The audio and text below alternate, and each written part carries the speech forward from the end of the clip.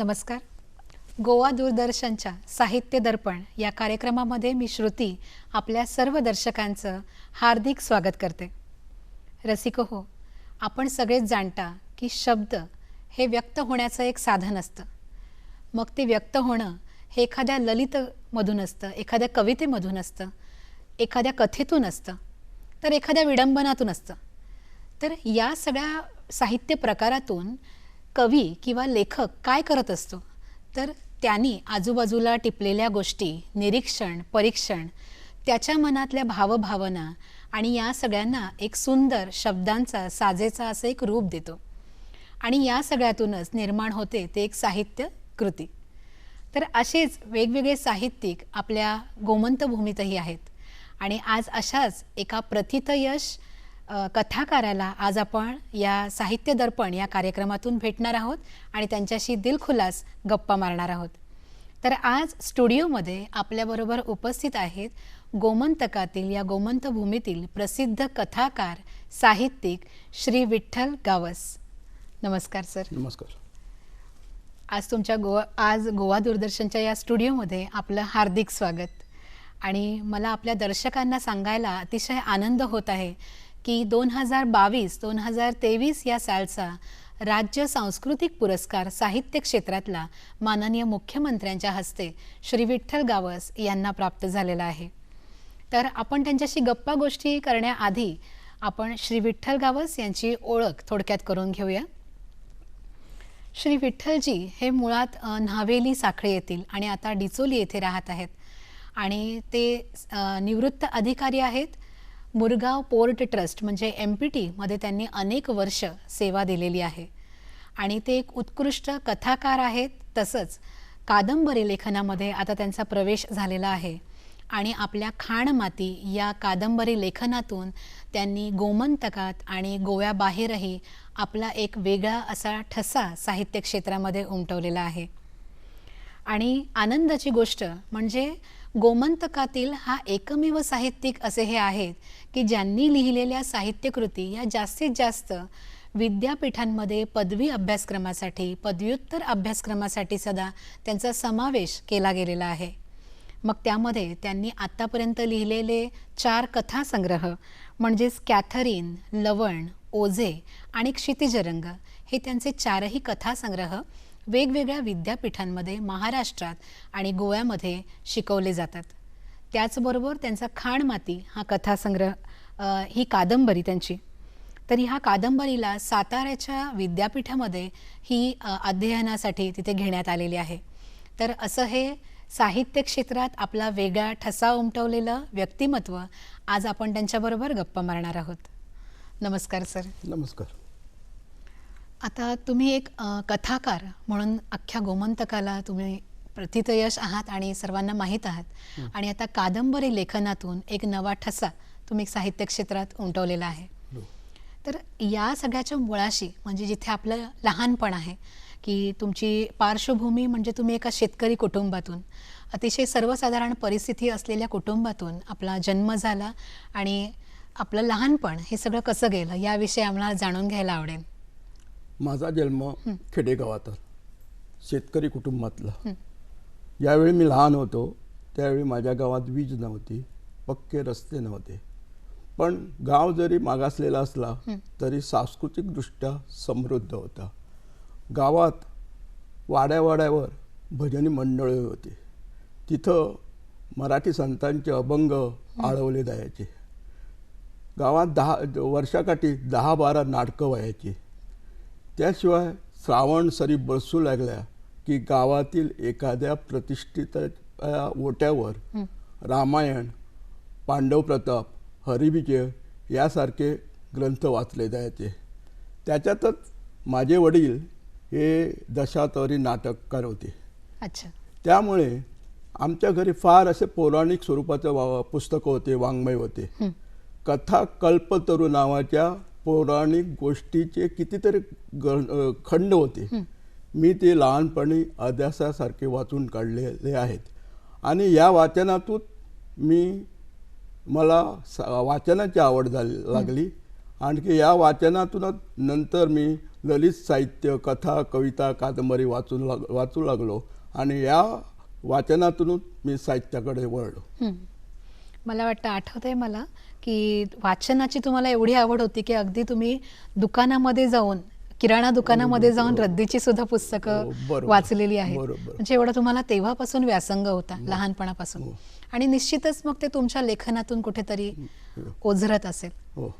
तर आता गरीब कुटुंबात एक जन्म आणि त्याच्यात सुद्धा शेतकरी कुटुंबात, की ज्यांच्या कुटुंबामध्ये शैक्षणिक पार्श्वभूमी फारशी काही नाही, अजिबात नाही. तुमची जी काही भावंडं आहेत तीच जी काही आहेत ती शिकलेली, हो. तर मग ते सगळं सांभाळणं किंवा ते सगळं हाताळणं कसं काय गेलं? तसं आमच्या घरात जरी माझी आई अशिक्षित होती, वडील माझे 4थीपर्यंत शिकलेले होते, पण शिक्षणाबद्दल एक जबरदस्त आई वडिलांना हे होतं की आपल्या मुलांना आपल्यासारख्या अडाणी ठेवायचं नाही, त्यांना शिकवायचं, त्यांना पुढे यायला पाहिजे. म्हणून आम्ही सर्वात बाळनं त्याने शाळेमध्ये टाकलं, चांगलं शिक्षण दिलं. मी ग्रॅज्युएटपर्यंत शिकलो, माझे सगळेच भाऊ शिकलेले आहे. आणि तसं आमचं आताची पिढी आहे, जी माझी पिढी आहे, ती सुसंस्कृत आणि सुशिक्षित आहे. हो. वा, खूपच छान. हो. आणि मग त्यानंतर व्यवसाय, तुमचं काम म्हणून तुम्ही मुरगाव पोर्ट ट्रस्ट MPT मध्ये तुम्ही कामाला लागलात आणि आता अधिकारी म्हणून निवृत्तही झालात. तर मग हे क्षेत्र तर फारच निराळं आहे. हो. त्या क्षेत्रामधले अनुभवही वेगळे, ते सगळं निरीक्षण परीक्षणही वेगळं, आणि एक कथाकार. हो. तर या सगळ्याची सांगड कशी झाली, म्हणजे लेखन क्षेत्राकडे कसं वळलात? मी MPT मध्ये काम करायचो आणि ते सुद्धा ह्याच्यामध्ये काय म्हणतात ते इस्टॅब्लिशमेंट सेक्शनमध्ये, ज्याचे फक्त ऑफिशियलच काम चालतं. आणि MPT मध्ये माझ्यासोबती कुठेही साहित्यिक वातावरण नव्हतं, सगळं वृक्ष वातावरण होते. गोव्यातील विठ्ठल गावस एक प्रतीतीय लेखक MPT मध्ये काम करतो आहे हे सुद्धा 1-2 माणसं सोडली तरी कोणाला माहीत नव्हतं. असं वृक्ष वातावरण होतं, कुठलंही साहित्यिक वातावरण नव्हतं. पण मला लेखनाची जबरदस्त आवड होती. मी जेव्हा रिकामा असायचो तेव्हा फक्त साहित्य आणि लेखनाबद्दल चिंतन करायचो, विचार करायचो, आणि त्यामुळे मी साहित्याकडे ओढलो गेलो. दुसरी गोष्ट, मी 9 ते 5 पर्यंत ऑफिसमध्ये असायचो. त्याच्यानंतर 5 नंतर ऑफिस सुटल्यानंतर घरी गेल्यानंतर काही घरची कामं असायची, ती आटपून येऊन मी जवळजवळ रात्रीचं 10 नंतर नेहमी वाचन करायचो, लेखन करायचे. अशी माझी लेखनाची सुरुवात झालेली आहे. अच्छा, म्हणजे नियमित काहीतरी तुमचं वाचन, लिखाण असं चालू होतं. आपले जे 4 कथासंग्रह प्रसिद्ध झाले, मग लवण असू देत, ओझे असू देत, सगळ्यात आधीचा कॅथरीन आणि आताचा क्षितिज रंग, त्याविषयी थोडं सांगा. खरं तर माझी साहित्य निर्मिती ही जास्त नाही आहे. फक्त 4 कथासंग्रह आहे, एक कादंबरी आहे आणि एक संपादित पुस्तक आहे, अशी 6 पुस्तकं माझी आहे. जर हलकं फुलकं लिहिण्याचं मी ठरवलं असतं तर कदाचित मी एमाना 15-20 पुस्तकं लिहिली असती. पण मला तसं करायचं नव्हतं. मला मळलेल्या वाटेनं जायचं नव्हतं. माझी वेगळी वाट निर्माण करायची होती. त्यामुळे तुम्ही तर माझे सगळ्या कथा वाचल्या, सगळ्या कथासंग्रह वाचले, तुम्हाला एक दिसून येईल की माझ्या सगळ्या कथा या गोमंतकाच्या पार्श्वभूमीवर आहे.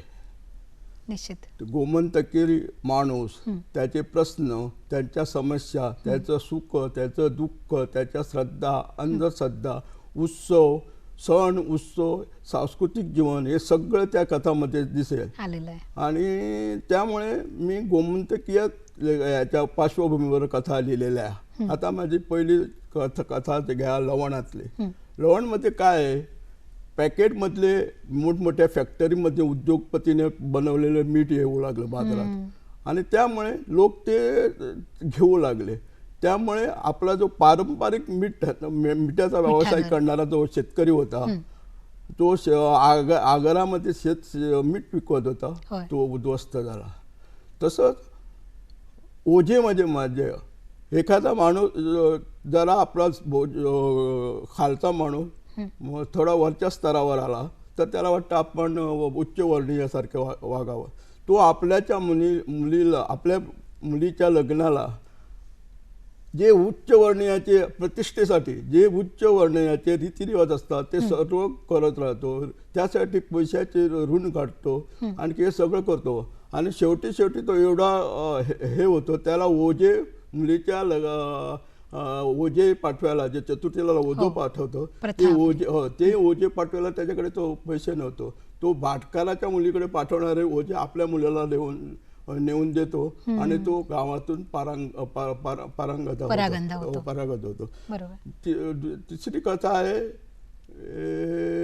सोयरीक आहे, ज्या आज आपल्या म्हणजे टुरिस्टच्या नावावर जे कॅसिनोवर मुली नाचतात, त्या मुलींचं तिथं लैंगिक शोषण कसं होतं ते मी माझ्या त्या सोयरीक या कथेमध्ये दाखवलेलं आहे. तसंच मच्छीमारी समाजाच्या माणसाची जी आधुनिक जीवनामध्ये तो कसा भरडला जातो आहे त्याचं मी चित्र दर्याचा पूर या कादंबरीत कथेमध्ये केलेलं आहे. असं सगळ्या कथा आहे माझ्या गोमंतकीच्या पार्श्वभूमीवर आहे. ते इथं वेळामुळे सांगणं कठीण नाही, पण आपण जर वाचलं तर आपल्याला लक्षात येईल. नक्कीच. आणि आमचे दर्शक आहेत, वाचकही आहेत तुमचे, की जे गोमंत भूमीतलं हे साहित्य अस्सल नाण्याचं, अगदी खणखणीत नाण्याचं, तर आपण सगळीकडेच पाहतो आहे की खाण मातीला इतका छान प्रतिसाद मिळत आहे.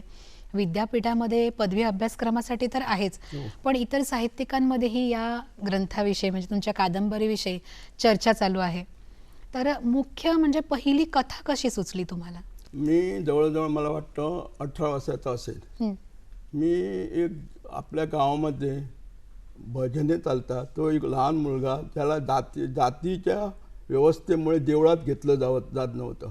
तो देवळाच्या बाहेर राहून भजन शिकतो अशी मी ते पाहिलं होतं आणि ती मी पहिली कथा लिहिली.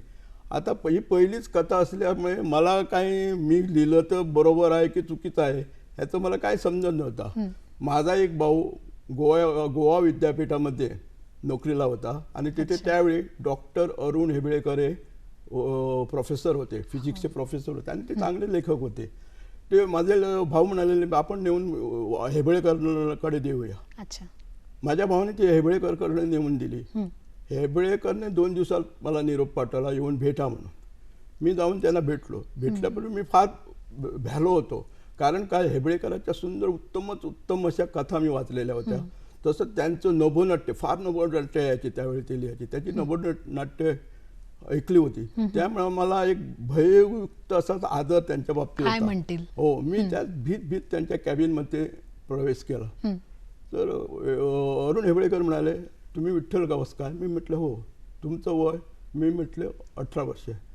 18 वयाच्या मनानं तुमची कथा उत्तम आहे आणि अजून तुम्हाला जीवनाचा फार अनुभव घ्यायचा आहे, जीवन पाहायचं आहे आणि तुम्ही तर असा कथेचा ध्यास घेतला, कथेचा अभ्यास केला तर भविष्यात तुम्ही एक गोव्यातील उत्तम कथाकार होऊ शकता. मला त्यांचं ते सांगणं ऐकून मी इथला भारावून गेलो. त्याने तीच कथा आपणच नेऊन एका पेपराच्या आवृत्तीमध्ये छापून आणली. अशी माझी सुरुवात, तिची कथेची सुरुवात आहे. फारच लहान वयात म्हणजे वयाच्या 18व्या वर्षी तुम्ही पहिली कथा लिहिली आणि त्याला हेबळेकर सरांसारखं असं त्याच्यावर प्रतिक्रिया मिळणं हे चांगलं एका पुढच्या भवितव्याचं भाकीतच म्हणू शकतो आपण. आज आपलं नाव उभ्या गोमंतकात नाही तर महाराष्ट्रातही गाजतंय. तर ही कथालेखन तुमचं सुरू झालं. तर या कथालेखनातून कथाकार म्हणून प्रथित यश असताना तुमचा कादंबरीकडे प्रवास सुरू झाला. तसंच अनेक साहित्यिकांसारखं पुंडलिक नायक यांचाही तुमच्या आयुष्यामध्ये एक मोलाचा वाटा आहे. तर त्याविषयी काही आठवणी? मला पुंडलिक नायक कला अकादमीच्या एका कार्यक्रमात भेटले. म्हणाले, त्यावेळी माझ्या 4 कथा प्रसिद्ध झालेल्या होत्या, कथासंग्रह प्रसिद्ध झाले होते. आणि ते म्हणाले, विठ्ठल आता कथा पुरे. मी काही कथेला कमी दर्जाचा साहित्य प्रकार वगैरे असं मानत नाही, पण त्यांनी एक महत्त्वाचं केलं, कथा हा कथा प्रकार हा आळशी कथा लेखकाचा प्रकार आहे. कारण एखादा सामान्य दर्जाची प्रतिभा असलेला माणूस एक दोन तीन सिटिंगमधून बैठकांमधून कथा तयार करू शकतो, पण कादंबरीचं तसं नाही आहे. कादंबरीचा हा फार मोठा पट आहे. त्याच्यामध्ये अनेक पात्रे येतात, अनेक प्रसंग येतात, अनेक घटना घडतात, अनेक उपकथानके असतात आणि त्यावेळी हे लिहिण्यात लेखकाचा कस लागतो. आणखी तुमच्या कथा वाचून तुमच्याकडे ती क्षमता आहे असं मला वाटतं. तुम्ही याच्या पुढे कथाच लिहा असं त्यांनी कादंबरीत लिहा असं मला सांगितलं आणि त्यावेळी माझ्या मनात एक कादंबरी लिहिण्याचा विचार आला आणि तिथून हा प्रवास सुरू झाला. अतिशय सांगायला अतिशय आनंद होतोय की जसं मी मगाशी म्हणाले की गोवा शासनाचा 2022-23 सालचा राज्य शासनाचा पुरस्कार त्यांना मिळालेला आहे आणि त्याचबरोबर खाण माती या त्यांच्या कादंबरीला महाराष्ट्र शासनाचा 2022 सालचा सयाजी महाराज बृहन महाराष्ट्र पुरस्कार प्राप्त झालेला आहे. तसंच काणकोण इथं 29वं अखिल गोमंतक मराठी साहित्य संमेलन घडलं होतं की ज्या संमेलनाचं खासेलं वैशिष्ट्य असं आहे की त्या संमेलनामध्ये दरवर्षी साहित्यिकाला एका सुवर्णपदक दिलं जातं. तर 29व्या संमेलनामध्ये हे सुवर्णपदक खाणमाती कादंबरीला मिळालं होतं. त्याचबरोबर मुंबईचा पद्मश्री बा.भ. बोरकर हा मानाचा प्रतिष्ठेचा पुरस्कार त्यांच्या कथासंग्रहाला प्राप्त झालेला आहे. त्याचबरोबर त्यांचा कॅथरीन हा कथासंग्रह गोमंतक विद्या निकेतनचा पुरस्कार या कथासंग्रहाला मिळालेला आहे. आणि अशाच प्रकारचे गोवा, महाराष्ट्र इथून बरेच नामांकित प्रतिष्ठित पुरस्कार त्यांच्या सगळ्या साहित्यकृतींना आजपर्यंत मिळत गेलेले आहेत. ही खूपच छान गोष्ट आहे. आणि मला असं वाटतं सर की जसं आता पुंडलिक बाब त्यांनीही तुम्हाला सांगितलं, पण कथा जेव्हा तुम्ही किंवा कादंबरी लिहिता अर्थातच ही एक दीर्घ प्रक्रिया असते. मग त्यामध्ये तुम्ही निरीक्षण जे काही करता किंवा तुम्हाला एखादी व्यक्तिचित्र तिथे मांडायचं असतं, मग त्याचं तुम्हाला बोलणं, वागणं, त्याचे अनुभव, त्याचे स्वभाव हे सगळं मांडण्यासाठी अफाट निरीक्षण पाहिजे. नक्कीच. तर मग तुमचं दिवसभर जेव्हा तुम्ही कुठेही वावरता किंवा ज्या ज्या क्षेत्रामध्ये तुमचा वावर आहे तर तिथे सतत तुमचं असं काहीतरी चिंतन, निरीक्षण, परीक्षण चालू असतं का? नक्कीच. लेखकाला ते असायलाच पाहिजे, नाहीतर तुम्ही लेखकच होऊ शकणार नाही. लेखकाला पात्राचं निरीक्षण करण्यापूर्वी कथा बीज सुचणं फार महत्वाचं असतं. खरं. एकदा कथा बीज सुचलं की मग त्या कथा बीजाला अनुसरून त्याला पात्र तयार करावे लागतात आणि त्या पात्रासाठी लेखक आपल्या आजूबाजूला जे पात्र असतात, लोक असतात, माणसं असतात, त्यांचं निरीक्षण करत असतात आणि त्या याच्यामधून पात्र तयार करत असतात. पण ही पात्र प्रत्यक्षातली नसतात, कारण ती 100% तशी पात्र नसते, आपण पाहिलेली नसतात. त्यात ते पात्र आणि त्यांनी त्यात आपली कल्पना वापरून एक तो नवीन पात्र तयार करतो आणि आपल्या कथा कादंबरीमध्ये त्याचे एक रूप आणत असतो करतो. आता कधी कधी असंही होतं की एखादी कथा बी सुचलं पण त्याला कथा बी त्याला अनुसरून असं पात्र मिळत नाही लेखकाला. लेखक सगळीकडे निरीक्षण करीत असतो, शोधत असतो, पण त्याला मिळत नाही. मग लेखक काय करतो, आपल्या कल्पनेतून ते पात्र निर्माण करतो, कारण त्याची कल्पना शक्ती असते, लेखकाकडे प्रतिभा असते आणि प्रतिभा असल्यामुळे तो प्रत्यक्षात नसलेले एक पात्र तयार करतो. ही लेखकाची फार मोठी शक्ती आहे. आणि निरीक्षण करणं, आपल्या आजूबाजूच्या याचा अभ्यास करणं हे लेखकाकडे असलंच पाहिजे, कारण तुमच्याकडे जबरदस्त अशी निरीक्षण शक्ती असल्याशिवाय तुम्ही लेखकच होऊ शकणार नाही. खरं. पण कवितेमध्ये कसं असतं की आता कविता लिहून झाली तर फार फार आपण ती पुन्हा पुन्हा वाचतो, चाळतो, त्याच्यात काही चुका राहिल्या आहेत का.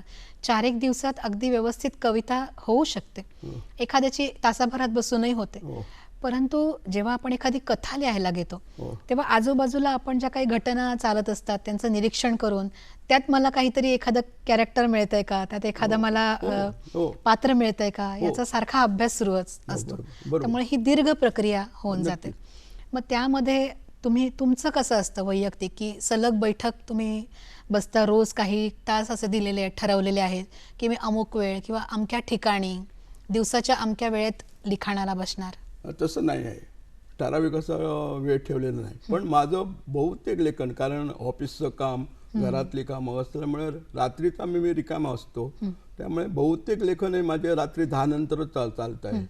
एखादी कथा किंवा एखादी कादंबरी लिहित असताना ना, एखादं कथाबीत मला मिळालं, मी ते लगेच लिहित नाही.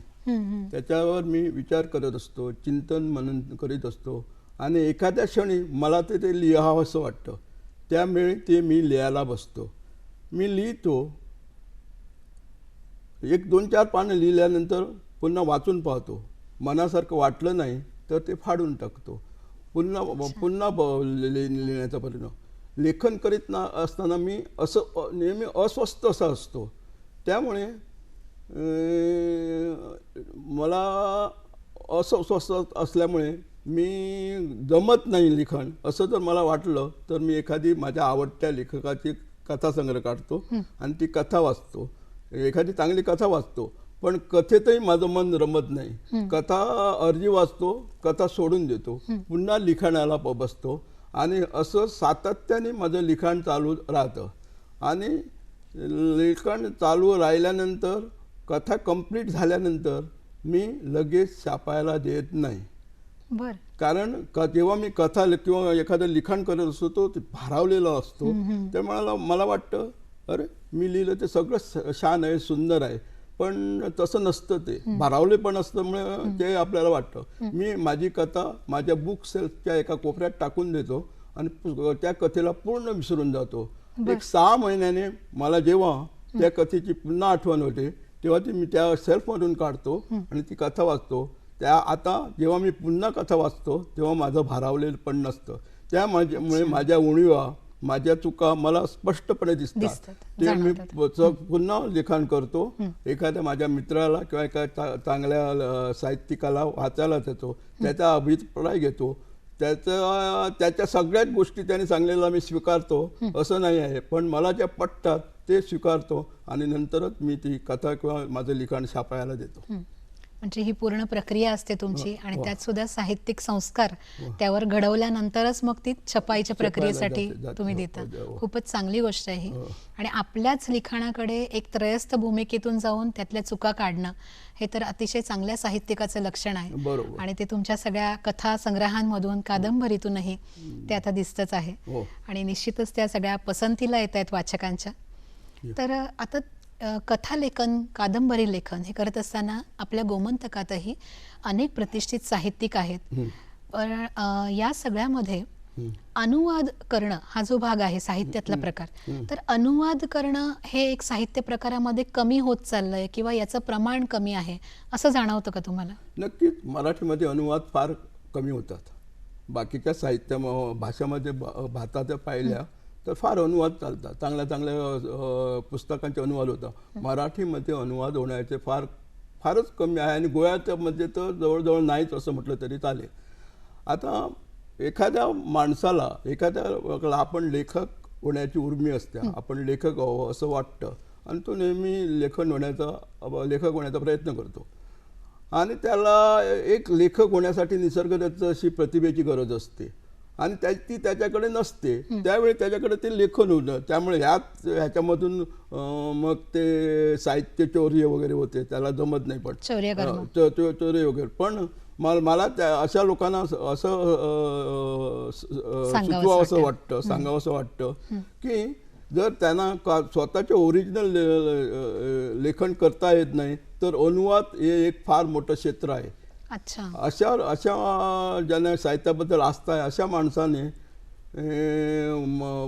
चांगल्या पुस्तकातल्या, चांगल्या दर्जेदार पुस्तकामध्ये मराठीमध्ये अनुवाद करावा, किंवा मराठीतल्या काही चांगल्या पुस्तकाला इतर भाषामध्ये अनुवाद करावा, आणि आपल्या साहित्य क्षेत्रात आपलं नाव करावं असं मला त्यांच्यासाठी हा एक मार्ग आहे, एक नवीन मार्ग आहे निश्चितच. आणि त्याने अनुवाद क्षेत्रामध्ये सुद्धा काहीतरी साहित्यात भर पडेल. आणखी दुसरी गोष्ट सांगतो, मला एक वेळ असा होता, अनुवादला साहित्यामध्ये कमी दर्जाचा मानला जात होता. आज तसं नाही आहे. आज अनुवादाला फार मोठी प्रतिष्ठा आहे. फार अनुवाद झालेले बुकर, भारतीय भाषातल्या कितीतरी पुस्तकांना बुकर वगैरे पुरस्कार मिळालेले आहेत. बरोबर. हो. काही वेळा असं जाणवतं की आता जी तरुण पिढी आहे किंवा नवोदित लेखक आहेत, कवी आहेत, तर बऱ्याच जणांकडून असं ऐकायला येतं की लिखाण केल्यानंतर तत्परतेनं ते सोशल मीडियावर आपण कधी एकदा पोस्ट करू असं होतं. तर त्याच्यावर कुठेतरी साहित्यिक संस्कार आधी घडावा किंवा कोणीतरी जे काही जाणते आहेत त्यांच्या मार्गदर्शनातून माझं साहित्य जावं आणि मग ते उदयास किंवा प्रसिद्धीस यावं, असं वाटतं का तुम्हाला? नक्कीच. आपण जे लिहितो आहे आता ते नवोदित लेखकाला तरी सांगतो ते काही परफेक्ट असतं असं नाही. त्यामुळे आपण ते कोणातरी जाणकाराला दाखवायला पाहिजे, एखाद्या साहित्यिकाला दाखवलं पाहिजे आणि ते तपासून घ्यायला पाहिजे बरोबर छापायासाठी योग्य आहे काय नाही.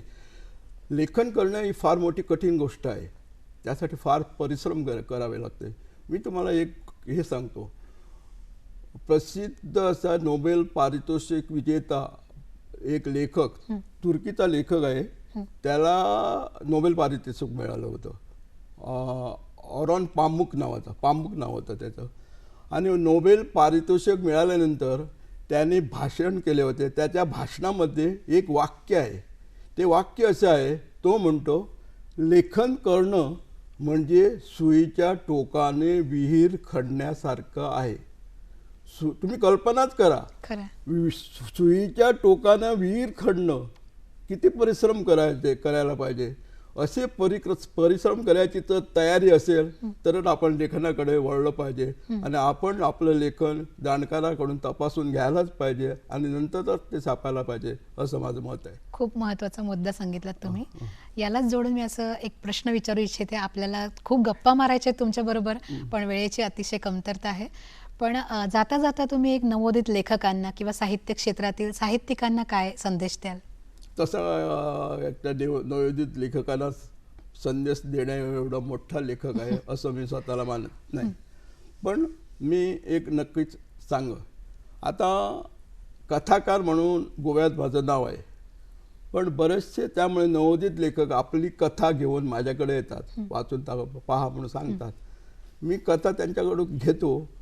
मी कथा वाचण्यापूर्वी त्याला एक प्रश्न करतो, तुम्ही काय वाचता आहात? तुम्ही मराठीतील गंगाधर गाडगीळ वाचला आहे का? अच्छा. अरविंद गोखले वाचले आहे का? इतरांचं लिखाण? पुबा भावे वाचले आहे. हे दिग्गज लोक आहेत, त्यांच्याकडे लेखक म्हणून मानाने पाहिलं जातं. तुम्ही अरविंद गोखले वाचले आहे का? गोमंतकातील लक्ष्मणराव सरदेसाई वाचले आहे का? महादेव शास्त्री जोशी वाचले आहे का? डॉक्टर अरुण हेब्रेकर आहे. आणि दुःखाची गोष्ट म्हणजे त्यांनी काहीच वाचलेलं नसतं. आणखी ही त्यांना नावं सुद्धा माहीत नसतात. आता लेखन करायचं आहे तर असं चालणार नाही. आपण ज्या प्रकारामध्ये लेखन करतो आहे त्याचा आपण मोठा अभ्यास केला पाहिजे. त्यातले आजचे लेखक, कालचे लेखक सगळे वाचले पाहिजे. त्या लेखनाचा ध्यास घेतला पाहिजे आणि आपण अशा गांभीर्याने लेखनाकडे पाहिलं पाहिजे. आणि प्रचंड असं वाचन केल्याशिवाय लेखकाला पर्यायच नाही. तो जर नवोदित लेखकाला पुढे जायचं असेल त्यांनी हे मोठ्या लेखकांना वाचलंच पाहिजे. पुन्हा साहित्य क्षेत्रामध्ये नवीन नवीन घटना घडतात, नवीन प्रयोग होतात आहे, नवीन काहीतरी लिहिलं जातं. या सगळ्याचा अभ्यास आपल्याला असायला पाहिजे आणि तो अभ्यास करायला पाहिजे आणि तरच आपण लेखन करायचं, नाहीतर नाही, लेखनाकडे नाही वळायचं. नक्कीच नक्कीच. तुमचे हे सगळे मोलाचे संदेश आमचे सगळ्या साहित्यिकांसाठी निश्चितच उपयोगी आहेत. आज आपण वेळात वेळ काढून इथे आलात आणि आमच्या स्टुडिओमध्ये आमच्याशी गप्पा मारण्यासाठी इथे उपलब्ध झालात, त्याबद्दल समस्त आमच्या सगळ्या प्रेक्षकांच्या वतीनं, गोवा दूरदर्शनच्या टीमच्या वतीनं मी तुमचे आभार मानते. मी आपले आभार मानतो आणि गोवा दूरदर्शनाचे माझ्या वतीने आभार मानतो. धन्यवाद.